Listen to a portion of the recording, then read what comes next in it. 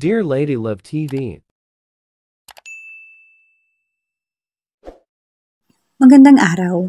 Ngayon ay ating matutunghayan ang huling bahagi ng ating kwentong pinamagatang Betray and Marry My Best Friend. Mahal na mahal ni Marco si Jackie. Kaya naman, nasasaktan na rin siya kapag nakikita niya itong nasasaktan. Kahit na nagawa ring kumpirmahin ng doktor na buntis si Jackie. Nakita niya ang kislap sa mga mata nito. Ngunit saglit lang at alam na alam niya na kung bakit. Hindi siya ang gusto nitong makasama kapag nagpapacheck up.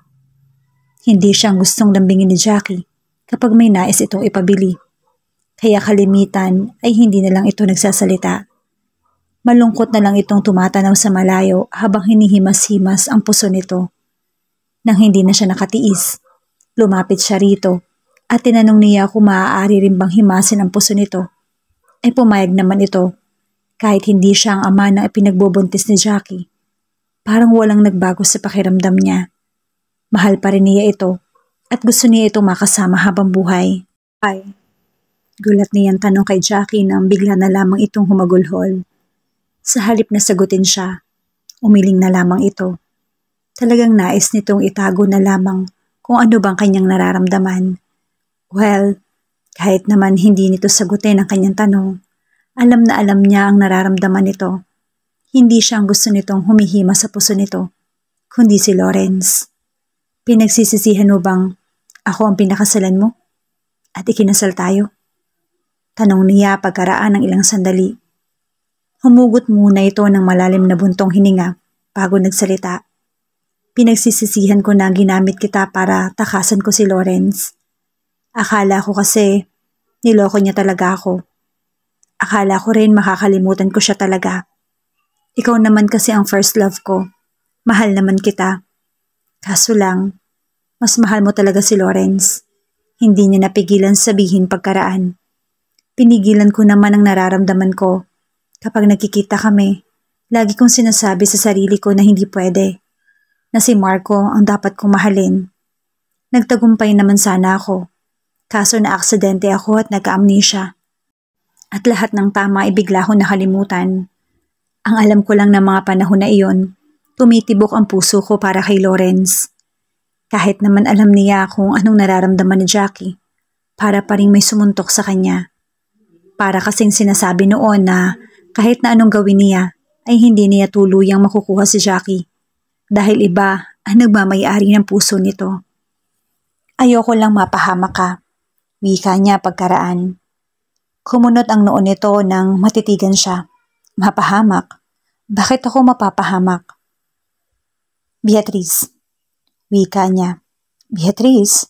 Ang baliw na babaeng may busto kay Lawrence. Natatakot ako mapahamak ka. Dahil sa kanya, kaya kinuha kita kay Lawrence. Maang na napatingin sa kanya si Jackie. Para tuloy gusto niyang pagdudahan ang sinasabi nito. Akala ko ba dahil mahal mo ako? Mahal kita, kaya handa na naman akong aminin sa iyo ang totoo. Anong totoo? Na matagal ka ng malaya. Ano? Wari naguguluhang tanong nito. Matagal ko nang na-file ang divorce natin. Hindi ba sabi ko sa iyo noon? After 3 years, ang magpa-file ako ng divorce. Kapag hindi mo pa ako natutunang mahalin. Mahal naman kita. Iyan ang sinasabi mo kapag nasa matino kang kaisipan. Pero kapag tulog ka na at nananaginip, ibang pangalan ang tinatawag mo. Nang magka-amnesia ka, hindi mo ko matandaan. Kahit best friend lang. Dahil gusto talaga ng utak mo na kalimutan ako. At ang iniibig mo lang ay talagang si Lawrence. Siya lang talaga ang inaalala mo. Dahil siya ang mahal mo. No. Wika niya nang bigla siyang humagulhol. Kinulong niya sa dalawa niyang kamay ang mukha. Hindi ko ito sinasabi sa iyo para umiyak ka ng ganyan. Ang gusto ko maging maligaya ka. Kayo ni Ara. Bigla tuloy siyang nayakap nito at siya naman ay napaluha. Alam niya kasing iyon na ang magiging huling yakap niya kay Jackie. Kaya hinigpitan niya na. Ngunit mabilis din siyang kumawala. Baka magbago pa ang isip ko. Tara na. Wika niya. Saan tayo pupunta? Teka, Ano ba to? Taka niyang tanong. Kay Lawrence. Sa tingin ni Lawrence, kailangan muna siyang lumayo para makarecover. Masakit na masakit pa ang loob dahil sa tuluyang pagbitiw sa kanya ni Jackie. Malalim na buntong hininga ang kanyang pinakawalan. Kung sa bagay, siya rin naman ang may kagagawan kung bakit niya iyon nararamdaman. May pamilya na si Jackie, pero tinangka pa rin niya itong agawin kay Marco.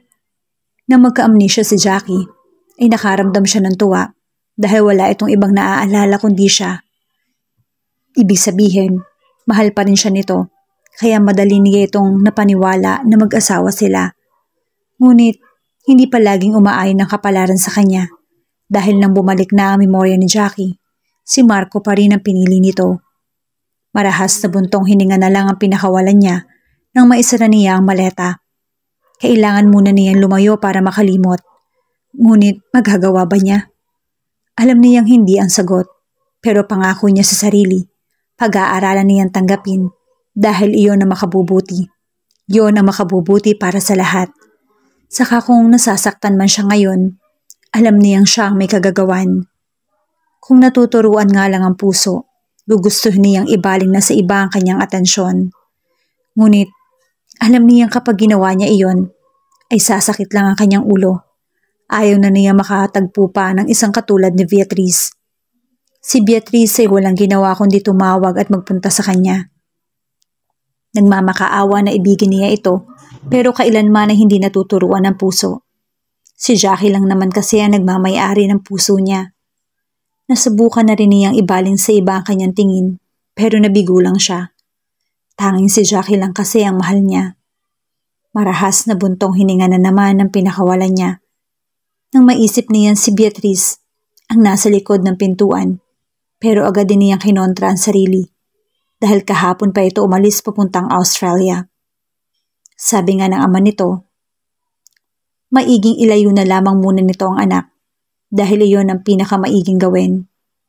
Hindi rin naman siya naniniwala na mahal talaga siya ni Beatrice. Tiyak niya kasing ang ex pa rin nito ang talagang minamahal. Ang ibig lang nito, patunayan sa sarili na may magmamahal pa rito. Ngunit, hindi si Beatrice ang tumambad sa kanya. Jackie, gilalas niyang sabi pagkaraan. Hindi pa siya nakabawi sa pagkabigla nang makita ito. At nabigla na naman siya nang bigla siya nitong yakapin na parang hindi nagugustuhin pang mahiwalay sa kanya kahit kailan. Mahal kita. Hindi napigilang maibulalas ni Jackie nang kumalas na siya sa pagkakayakap kay Lawrence.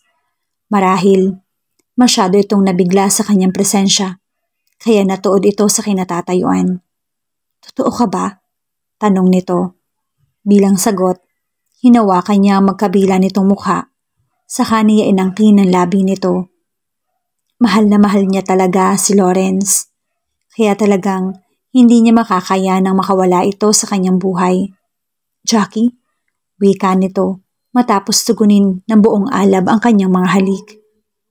Parang gusto niyang maiyak dahil damang-dama din niya ang paghihirap ni Lawrence. Ang higpit nga ng hawak nito sa kanyang balikat na para bang natatakot ito na kapag lumuwag ang kapit sa kanya, bigla siyang mawala. Kaya, hindi na niya napigilan pa ang sarili na yumakap dito. Iyong mahigpit na mahigpit. Gusto rin kasi niyang ipadama dito na ayaw niya na itong mawala pa sa kanyang buhay. Aalis na ako. Kilala siyang napatingin dito. Saan ka pupunta? Sa malayo. Wika nito.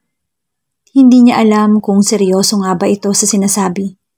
Pero sobrang takot ang naramdaman niya ng mga oras na iyon.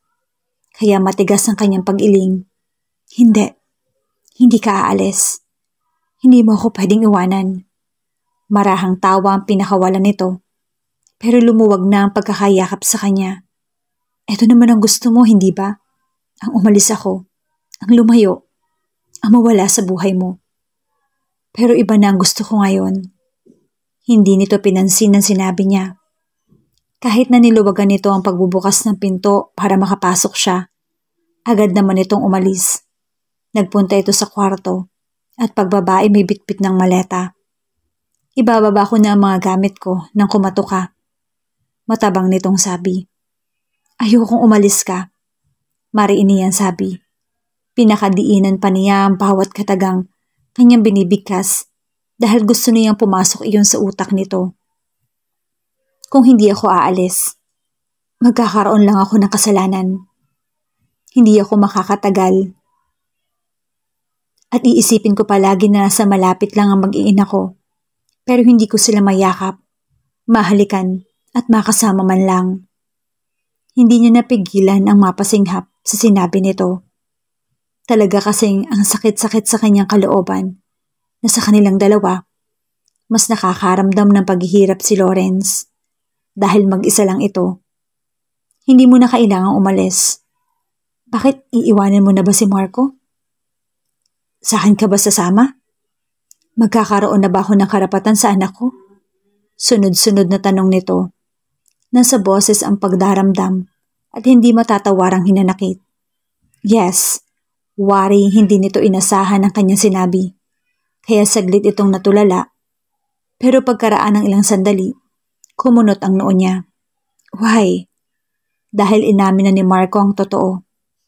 Anong totoo? Marahas na buntong hininga muna ang kanyang pinakawalan. Maaaring matindi ang galit ni Lawrence sa kanyang matalik na kaibigan. Pero sa palagay niya ay mas okay na alam nito ang katotohanan. Matagal na kaming divorce ni Marco. Hindi lang niya nagawang sabihin sa akin dahil umaasa pa siyang magagawa ko siyang mahalin ng buong buo. Marahas na buntong hininga ang pinakawalan nito. Saka nagmura. Pero pagkaraan ay tumitig sa kanya. Kapag ba tinanong kita ngayon ng will you marry me? Papayag ka bang magpakasal sa akin? Tanong nito sa tonong nagmamadali.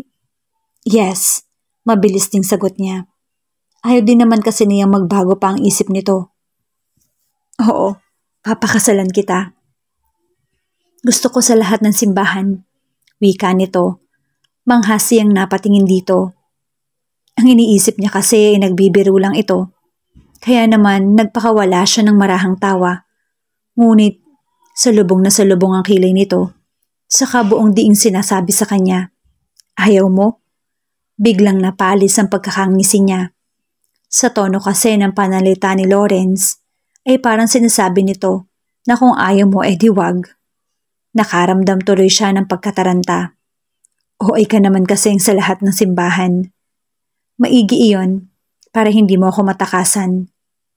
Para kahit saang simbahan tayo magpunta, may paring magpapatunay na kasal ka sa akin. At akin ka, mariing sabi ni Lawrence. Kahit na may pagkasuplado ang pagkakasabi nito sa mga salitang iyon, pakiramdam niya kinikilig pa rin. Damang-dama kasi niya ang pagmamahal nito sa kanya. Magastos naman ang iniisip mo Kunwari pagpapakipot niya. Muli, nagpakawala ito ng marahang buntong hininga na para bang hindi nagustuhan ang kanyang sinasabi. Marami akong pera. Hindi issue ang gastos, lalo na para sa amin ang mahal ko. Wika nitong titig na titig sa kanyang mga mata. Dumadagundong tuloy ng husto ang kabog na kanyang dibdib. Okay, payag na ako. Pero may kondisyon. Every year ang kasal natin sa bawat isang simbahan. Ayaw mong every month ikakasal ka? Masyado kang mapapagod, wika niya. Para mo na rin sinabing mapapagod ka sa pagmamahala natin. Nakangusong sabi nito. Ang cute mo talaga. Wika niya sa kapinisil ang pisngi ni Lawrence. Wala naman itong reaksyon man lang na nagustuhan nito ang ginawa niya. Inirapan nga siya nito. Hindi ako mapapagod na mahalin ka. Pero hindi pwedeng mapagod ang katawan ko. Makakasama kay baby. Sa puntong iyon, biglang tumingin sa kanya si Lawrence. Ano? Buntis ka? Sunod-sunod ang pagtango niya. Yeah, 2 months. Sa puntong iyon, biglang lumiwanag ang mukha ni Lawrence at bigla ring inangkin ang kanyang mga labi. Dahil kailangan niya ng suporta, naiyakap niya ang kanyang kamay sa leeg nito at buong alab din niyang tinutugon ang halik nito. Talagang hindi ka na maaagaw sa akin ni Marco. Mariing sabi nito. Ngumiti siya. Pinalaya niya na nga ako, hindi ba? Baka nga ang Beatrice mo pa ang problema. Umiling si Lawrence. Umalis na siya sa bansang ito. Silang mag-ama. Parang may kutsilyong nakatarak sa kanyang dibdib na bigla ang natanggal. Wala na tayong problema. Mayroon pa. Kumunot ang noo niya. Hindi niya kasi naiintindihan ang gusto nitong sabihin. Ano pa? Kailangan na nating magpakasal ngayon dahil hindi ako papayag na lumipas pa ang 24 oras na hindi mo pa nadadala ang apelyido ko. Problema ba yon? Mayaman ka. Ngumisi ito. Right, let's go. Saan tayo pupunta? Maghahanap ng pari o judge na magkakasal sa atin ngayon. Mariing sabi nito. Pero nagugutom ako. Wika niya. Ano bang gusto mong kainin? Pizza. Makolesterol. Makakasama kay baby. Gusto mo bang magkaroon ng malaking balat ang anak mo kapag inilabas? Ganoon ang nangyayari kapag hindi napapagbigyan ang gusto na naglilihi. Namilog ang mga mata ni Lawrence, kaya agad niya itong naitanong. Anong flavor ng pizza ang gusto mo? Lahat. Okay, wika nito. Akma itong aalis para magpunta sa may telepono, pero pinigilan niya ito. Bago pa ito nakapagtanong, ay inangkinan niya ang labi nito. I love you. It's my Lawrence. Wika niya na maghiwalay ang kanilang mga labi. I love you more, my Jackie. Wika nito saka inangkin muli ang kanyang labi. Sana wala nang katapusan ng kanilang kaligayahan. Ngunit sa kabila ng kaligayahang nararamdaman niya, hindi rin niya napigilang hilingin na sana'y makatagpo si Marco ng pag-ibig na nararapat para rito. Sa puntong ito ay nagsimula na ang masayang buhay sa pagitan nina Lawrence at Jackie, kasama ang kanilang anak na si Ara. Mula sa araw na iyon, ay nagawa ng buuin ni Jackie ang pamilyang matagal niya ng pangarap, ang pamilyang matagal niya ng gustong mabuo. Ganon din si Ara. Unti-unti niyang natatanggap ang ligaya na may makilalang tunay na ama. Bagamat na ibigay ni Marco ang pagmamahal ng isang ama, iba pa rin ang pagmamahal na naiaalis sa kanya ni Lawrence. At ngayon nga na magkakaroon na siya ng kapatid, lalong tumitindi ang pagmamahalan na nagbibigkis sa pagitan ni Lawrence at Jackie. Maaaring una nga nagkakilala sina Marco at Jackie. Pero kung ang tadhana ay iba ang nakalaan para sa iyo, tadhana pa rin ang magiging makapangyarihan upang masunod ang tunay na taong nakalaan para sa iyo. Ang pag-ibig ni na Jackie, Lawrence at Marco ay isa lamang halimbawa ng isang pag-ibig na lumampas sa napakaraming pagsubok. Napakaraming pagkakataon na maaaring piliin ang tama, pero dahil ayaw mo makasakit, hindi natin pinili ang maging masaya para sa ating sarili. Bagkus ay kapwa sila nagsakripisyo para sa kaligayahan ng iba. Maaari naging mali ang kanilang mga desisyon, pero sa bandang huli, ang mga desisyon din nilang ito nagdala sa kanila sa tamang tao, sa tama nilang kapalaran. Maraming salamat po sa pagsama ninyo sa amin sa kwentong ito. Naway panibagong inspirasyon at pag-asa sa buhay ang naidulot ng kwento ni na Jackie, Marco at Lawrence. Naway abangan ninyo ang mga kwento pang aming ihahatid sa channel na ito. Hanggang sa muli, mag-ingat po tayong lahat.